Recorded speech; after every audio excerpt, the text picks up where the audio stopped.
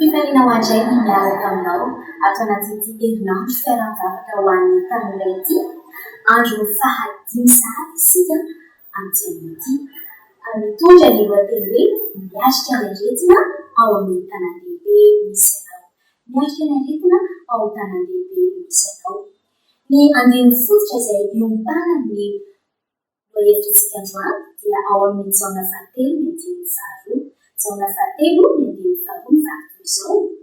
Ry manala, mangataka aho mba ambinina sy ho salama amin'ny zavatra rehetra rehinao, tahaka izay nambinana ny fanahinao. Mialoha indrindra ny idirantsika amin'ny famirabelarana dia andeha isika hanondrika lohantsika mivavaka isika.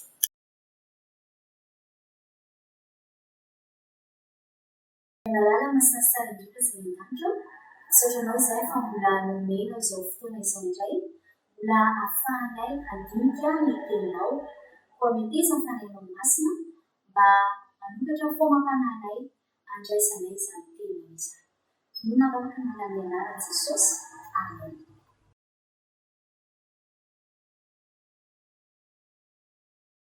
Ny tanan-dehibe araka ny fantatsika dia tanàna toa tian'ny olona kanefa tanàna feno rotoroto, tanàna feno arabe feno olona, tanàna feno trano be mijoalajoala.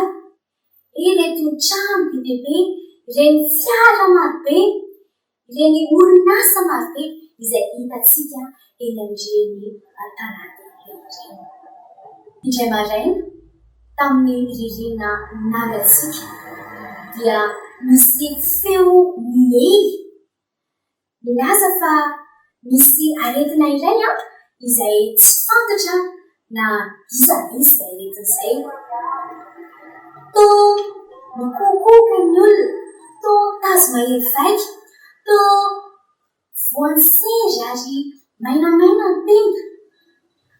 Raha fijery ny lazy hoe zavatra toy ny mahazatra ihany izany satria fotoanany ririnina ary be dia be izay trangana aretina izay amin'izay vanim-potoana izay. Sakafo izay nefa dia miparitaka arak'izay tsy izy izay farana aretina izay. Tao anatin'ny fotoana fohy monja dia feno avokoa ny tobim-pahasalamana. Ary namoaka fampitandremana mena ireo tompon'andraikitra tao amin'ny fahasalamana ny amin'ny zavatra mitranga ary nanao ny fanadihadiana mikasika ity aretina ity.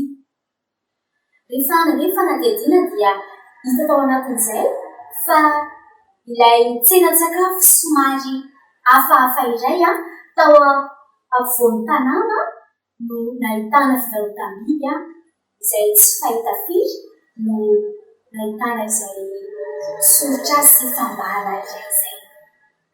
Tamin'izay fotoana izay indrindra dia niororo sy natahotra mafy ny olona rehetra tao anatin'ny tokantrano teo amin'ny tanàna izay misy io. Ary nanambara ny tompon'andraikitra fa misy ny fibohana tsy mahazo mivoaka sy mifanerasera intsony ny olona vokatry ny fisian'ity aretina ity. Na dia teo aza ny fandraisan'andraikitra ny amin'ny anakantonana ilay tsena hafahafa dia tsy voafehy intsony ilay aretina izay niparitaka izay tsy izy. Tamin'ity aretina izay niparitaka izay tsy izy. Nilatsaka tao anatin'ny korontana lalina ny tanan-dehibe ary nivadika toy ireny sarimihetsika momba ny fiafaran'ny tany ireny ny tanan-dehibe. Zary lasa toa tsy misy fiara mivezivezy, toa tsy misy olona mifamoivoy intsony fa mangina ary tsy misy mihinana teny miarabe. Mijanona tany an-trano avokoa ny olona rehetra satria natahotra, nanidy ny varavaran'ny orinasa ary zary nitodika ho 20 degre ny toekarena. Teo ampototry ny faharavana ny hôpitaly ary niasa toy ny tsy misy ny ampitso ireo mpiasa ny fahasalamana rehetra izay mikarakara azy. Na dia toy ny tantara foana azy izany zavatra izay lazaiko amintsika izao dia hiarahantsika malala ary hiarahantsika nahita ireny zavatra izay tranga olana izay sarotra amin'ny fiainana an-tanan-dehibe sy ny fahasalaman'ny olona ny aretina eo amin'ny tanan-dehibe. Andeha ho jerentsika ny sasatsasany amin'ireo antony izay mahatonga ny aretina eo amin'ny tanan-dehibe. Ny voalohany dia ny fanoton'ny rivotra. Any amin'ny tanan-dehibe dia maro ny fiara izay mamoaka setroka, eo ihany koa ny usina sy ireo orinasa marobe izay mamoaka setroka ihany koa izay mitarika fanoton'ny rivotra ary mety teraka olana eo amin'ny taovam-pisefoana toy ny asma, ny bronchite ary ny olam-fo ihany koa vokatra izay fanoton'ny rivotra izay ilainana izay. Eo ihany koa ny fanoton'ny rano. Ny rano izay tena ilain'ny vatan'olombelona kanefa any amin'ny tanan-dehibe dia mety izay fanoton'ny rano izay ary vokatra izay dia mitarika ny aretina. Mety hiparitaka ny aretina avy amin'ny alalan'ny rano toy ny kolera, eo ihany koa ny aretin'ny kibo sy ny maro samihafa vokatry ny fanoton'ny fantsona mety hitondra ireny rano ireny raha toa ka tsy voakarakara sy voadio izay rano izay dia mitarika any. Eo ihany koa ny olana noho ny hamaroan'ny mponina satria dia mitangorona toy ny sardina ao anaty boaty ny mponina ao an-tanan-dehibe any ka mora foana ny fiparitahan'ny aretina toy ny gripa, ny COVID-19 ary ny aretina hafa ihany koa any amin'ny faritra izay be mponina. Eo ihany koa ny olana vokatry ny fahafahana miditra voafetra any amin'ireny toeram-pitsaboana ireny. Azo lazaina tokoa fa maro ny toeram-pitsaboana sy ny tobim-pahasalamana eny amin'ny tanan-dehibe kanefa vitsy ny olona izay mahatakatra ny saran'ny fitsaboana eny na ny fanafody ihany koa aza any ka sakana ho an'ny olon-drehetra tsy natao ho an'ny olon-drehetra izany ny fitsaboana eny amin'ireny tanan-dehibe ireny. Eo ihany koa ny olana amin'ny fahasalaman'ny saina. Olana izay tena mampanahy tokoa ao amin'ny tanan-dehibe ity olana izay tena lehibe tokoa ity olana amin'ny fahasalaman'ny saina ity amin'ny tanan-dehibe satria dia toa mitaitaina lava, mirotoroto lava ary be fanahina lava sy manana fahaketrahana lava ny mponina ao amin'izany tanan-dehibe ary mora ho azy ny mety azahoana izay areti-tsaina izay. Eo ihany koa ny fifaninanana amin'ny tanan-dehibe azy eo amin'ny samy mponina, eo amin'ny samy mpifanolobodirindrina, fifaninanana te hahazo ny azony hafa, ny fifaninanana amin'ny fiainana te samiaka ho azy sy ny antony izay maro samihafa dia mety ahatonga ny olana amin'ny fahasalaman'ny saina ihany koa izay. Eo ihany koa ireo bibikely sy bibikiky satria dia amin'ny tanan-dehibe dia maro ireo bibikely toy ny moka, toy ny bibikiky raha tsy voafehy tsara izy ireo. Ohatra amin'izany ny mety hiparitahany aretina amin'ny alalan'ny kaikitra avy amin'ireny bibikely ireny, ohatra hoe ny aretina tenga sy ny aretina hafa ihany koa. Eo ihany koa ny fiainana mipetrapetraka. Mazàna ny tanan-dehibe dia maro ny olona miasa birao any ka kely ny fotoana izay ahafahana mampiasa ny vatana ka mety hiteraka olana eo amin'ny ara-pahasalamana ny izay fipetrahana izay vokatry ny tavy be loatra sy ny aretina mifandray amin'ny foa vokatry izay fipetrahana lava izay. Ny farany dia ny faharitoana amin'ny tabataba. Ny faharitoana vokatry ny tabataba mety miteraka alera-tsaina be ary manelingelina ny toromaso ny tabataba-tsaikiato ao amin'ny tanan-dehibe ary misy fiantraikany be dia be amin'ny tosidra sy ny fialan-tsasatra izany izay mety hiteraka ny olana ara-pahasalamana. Andriamanitra nefa dia manana planina ao antsika ny azahoantsika fahasalamana arak'izay vakintsika tamin'ilay andenivohitra teny am-boalohany teo izay hita ao amin'ny jaona fahatelo ny andeny faharoa jaona fahatelo ny andeny faharoa ny anaran'i Jesosy vakintsika izay ry malala mangataka ao mba ambinina sy ho salama amin'ny zavatra rehetra ny ianao tahaka izay anambinana ny fanahiny. Tsy tao anatin'ny drafitr'Andriamanitra velively ny aharary ny taranak'olombelona. Tsy tao anatin'ny drafiny velively ny ahatonga antsika tsy ho salama sy ho be aretina.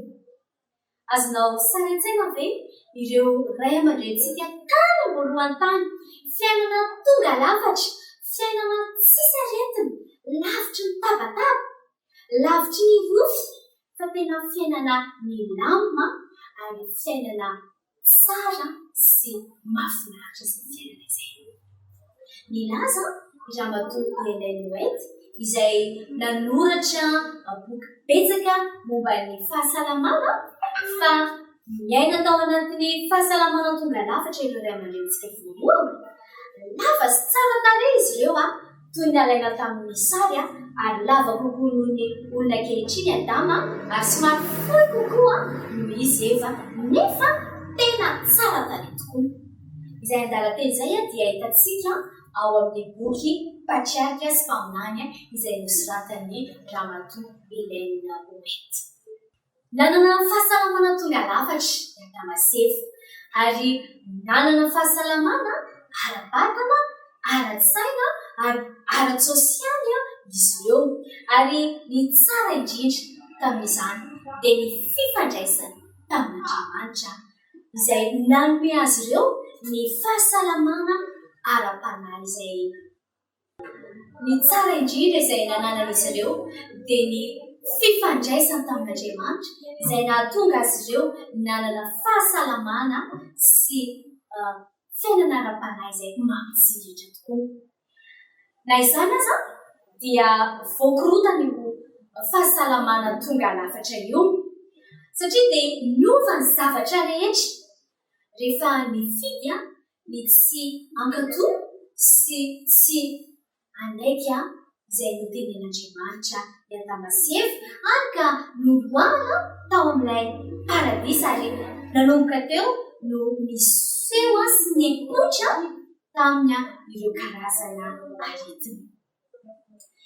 Nilazany amin'ny fomba izay nahalavon'ny mpivady voalohany teo anatrehan'ny fahavan'Andriamanitra sy ny nandazan'izy ireo mpamorona azy ny Genesisy 3:7.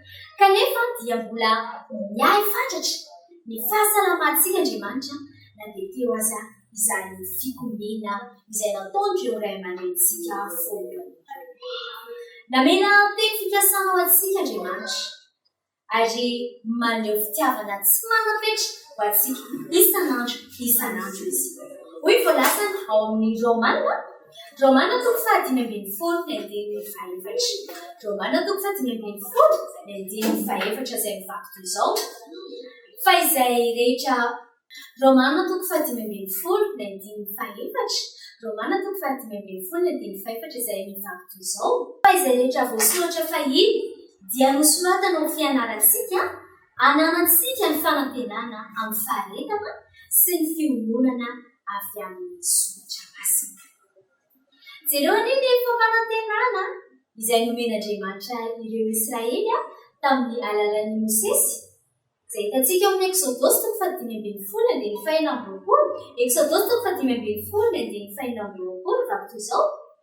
Raha azoto iaino feon'i Jehovahandriamanitra ao ianao, ka hanao izay mahitsy eo imasony sy iaino ny lalàny ary hitandrina ny didiny rehetra, dia tsy isa ataoko aminao ireny aretina rehetra ireny izay nataoko tamin'ny Egiptianina, fa izao Jehova izay manasitrana anao. Tena fikasana lehibe tokoa izany omen'Andriamanitra antsika izany. Nanana ny fitsipika ara-pahasalamana izay nandroso ny Israelita fahiny, ary nisy boky anankiray izay tranainy indrindra antsoina hoe Libresse Papyrus tany amin'ny taona 510 talohan'i Kristy tany no nisy ity boky ity. Mazava ho azy arak'izany fa fantatry Mosesy tsara ny fisian'io boky Papyrus. Andeha ho jerentsika ity boky ity izay boky noheverina fa boky hafahafa. Eto dia te hizara aminao ireo zavatra izay voalaza, ampahan-javatra izay voalaza ao anatin'ity boky ity, fa izao kosa nefa aoka mba tsy ho ampiarina sy tsy ho andramana ny tokantrano izay zavatra izay voalaza izay. Ohatra izay voalaza tao anatin'ity boky ity dia hoe raha toa ianao ka manana volo fotsy dia manoro hevitra anao ity boky ity mba hanositra rano saka mainty izay nandrahoana tamin'ny menaka na tafin'ny bibilava crotale amin'ny volonao. Ary raha ohatra ny volonao ka sola dia tsy maintsy mampiasa karazana tavy enina ianao mba ahafahana tsy mampisy izay volo fotsy izay. Dia ny tavy tsoavaly, ny hippopotames, ny voay, ny saka, bibilava ary ny osy. Ary dia afangaro tantely amin'ny vovoka nifinampondra ianao mba hanamafisana ny volonao. Gaga ianao angamba hoe ahoana koa ary izany? Eo ihany koa olona manome ohatra ihany koa izao raha toa ka voan'ny sinisika ny tananao dia anisan'ny fanafody izay mahafaka izany ny ranon'ny kankana sy ny malotina apondra. Anisan'ny torohevitra hafahafa izay hita ao anatin'izay boky Papyrus izay. Anisan'ny torohevitra hita ao anatin'ity boky ity ihany koa ny hoe fanafody ny ranon'ny androngo, ny henan-kisoa efa simba, ny amandona avy amin'ny sofi-kisoa eny fa na dia ny maloton'olombelona sy ny biby ary ny eny fa na dia ny maloton'olombelona sy ny biby ary ny lalitra azy dia lazainy fa fanafody. Ary saratsaina iny izany hoe manome torohevitra anao dokoteranao amin'izao fotoana izao. Izao sisa ianao hoe adalaka amin'izany dokotera izany, aiza no ahitana izany hoe zavatra izany? Kanefa dia manam-pahaizana, anisany manam-pahaizana tamin'izany fotoana izany tamin'ny andron'i Mosesy ny nanoratra ity boky ity. Azo antoka tsara fa fantatry Mosesy ny mpanoratra sy ny asa soratra izany Libresse Papyrus izany, satria izy dia mianatra ny fahalalana miaraka tamin'ireo Egiptianina sy mianatra ihany koa ny soratra masina. Fa ny tena marina dia ny tsy ho hitanao amin'ny Baiboly mihitsy ireo torohevitra izay hafahafa ireo. Nahoana?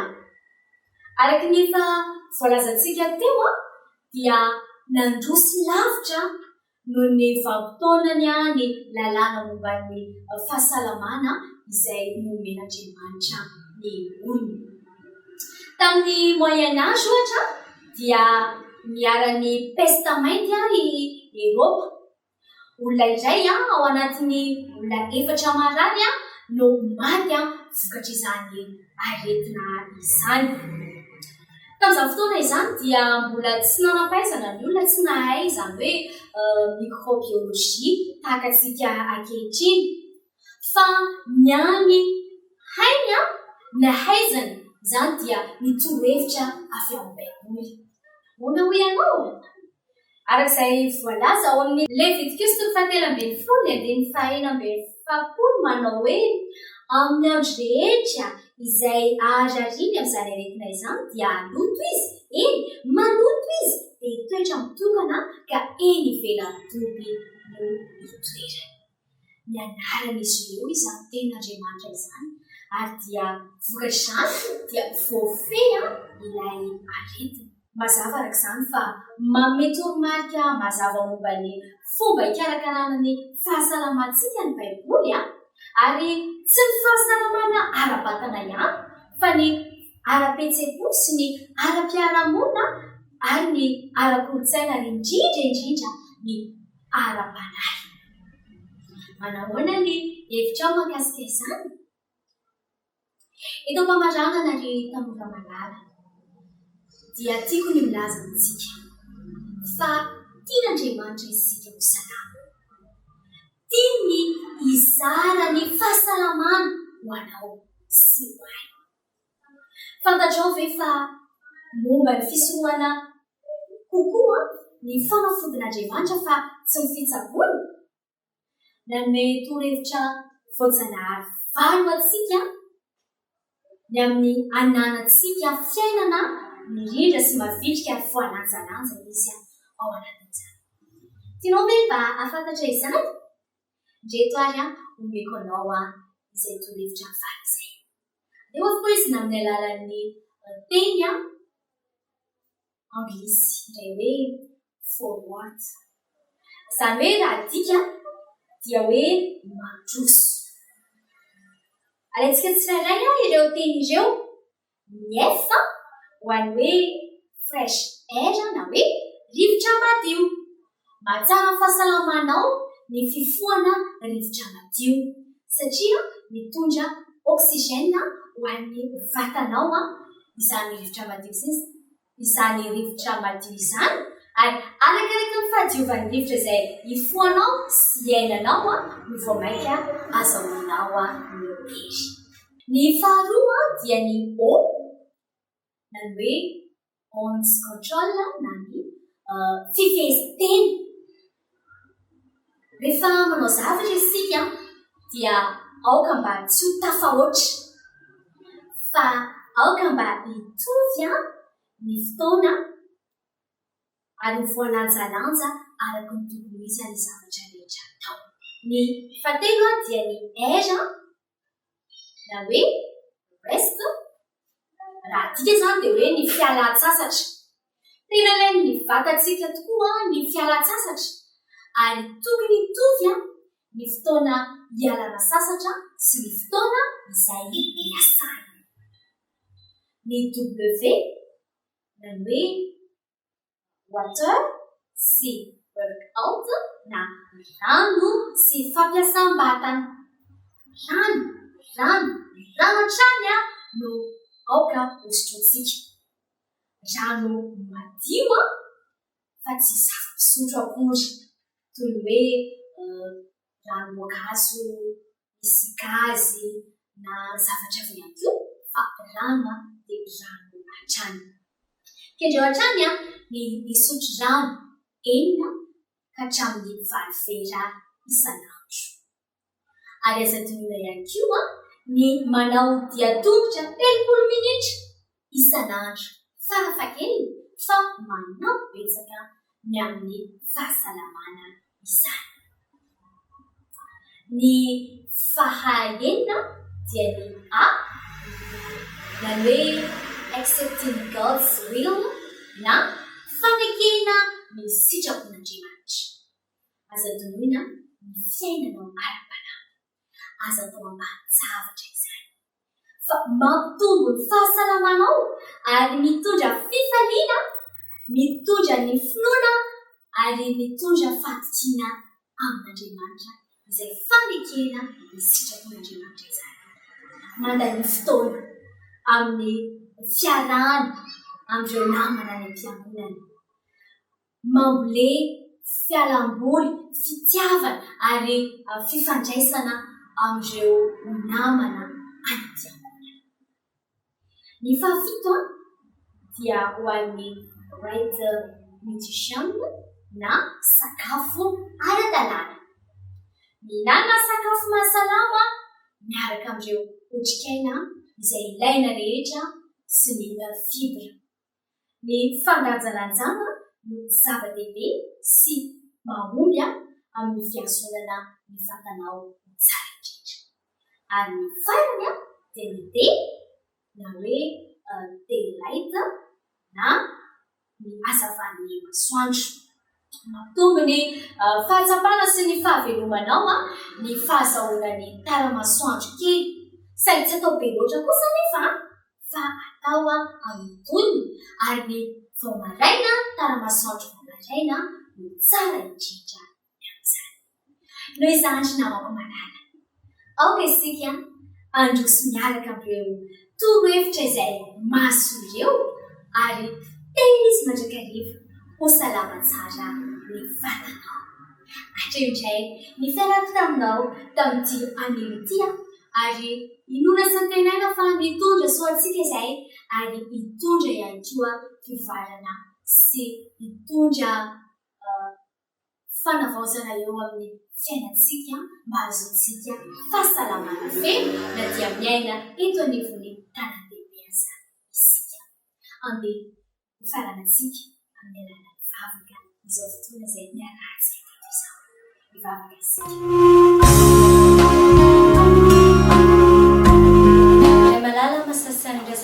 Misaotra anao izay fa nomenao fotoana nafahanay nandray ireny torohevitra ireny. Ampio izahay mba hanao dingana hafahanay manana fahasalamana feno sy vatana tomaty satria izany no irenao ho aminay. Zavavaka izany dia tonoina sy irena angatana amin'ny anaran'i Jesosy. Amen.